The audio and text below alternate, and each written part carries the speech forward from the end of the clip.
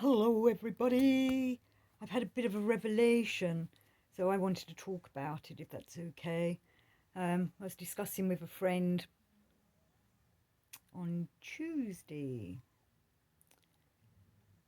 Well, this revelation was pointed out to me in the last couple of days, and I've had to really think about it. Um, and I was talking to a friend. He's a great guy. We discussed lots of things: Gurdjieff, Ouspensky, Steiner, theosophy, all kinds of things like that. And he was pointing out to me about how to put love into everything. Love. Good old love. And not sexual love, not brotherly love, but true love. And I've done a show about Gurdjieff and true love and real love. So I will try and remember to tag that to this show. Otherwise, look back through the videos. So how did this revelation come about? Well, this friend and I were discussing a book and its content and how I recalled very little of this book, even though I'd read it and he'd read it. And my friend was saying, why can't you remember? We only read it the other day or the other week. And then he was saying, I could not have loved reading that book. And I went, what? And he went, well, it's all important about, if you love something, you put more effort in. And then I had to think about that and thought, yes, that book I had not really enjoyed reading. It's been a bit of a struggle. So my friend replied that I need to read this book again, but in a loving way. So I obviously looked perplexed because he then told me that, or reminded me that I recall little of my school life because I hated school. And he said that I remembered little of my past because I hated so many of the situations and predicaments that I was in. And a lot of the people that I used to hang out with I didn't particularly like.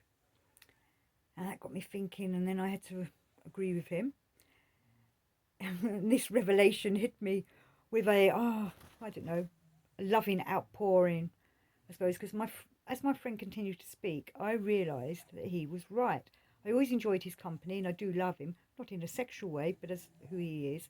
So that's why I always enjoy his company and always remember my conversations with him. When you love something or love being with someone, you remember every second. That love vibe makes us embrace what we are doing, whether it's learning or, going shopping or, I don't know. Sorry, the dog's just walked in, decided to snore. I don't know, it was kind of, a fantastic revelation for me, thankfully. So if you do not like your situation, I know Gurdjieff says like what it does not like. We need to turn it around and love that situation so that it can remain with us. And I suppose that's why we've got to put love into the work when we're doing it. We've got to understand what real love is. So please see my past shows or read up about love through the Gurdjieff work and things. I realised I've got my glasses on for this, so I'm probably reflecting. Putting the correct love stream into what you're doing. Applying it. Wishing to know what you want to know, but with love. It is implicit, is that the right word, in your studies and in your exercises with the Gurdjieff work, that you have the impulse of love. Using the heart chakra, opening up your heart chakra, it will make it easier to absorb the work and to do the work. And I suppose we need to start looking at how we love people and how we love certain situations. And as Gurdjieff says, like what it does not like. Well, I'm trying to love everything I do not like. So love to you all. And I mean that sincerely. I feel like I'm being... I sounded quite rude and unsincere then, but I was being sincere. Love and peace. Thanks for watching and listening to me rabbling. I can't even speak now.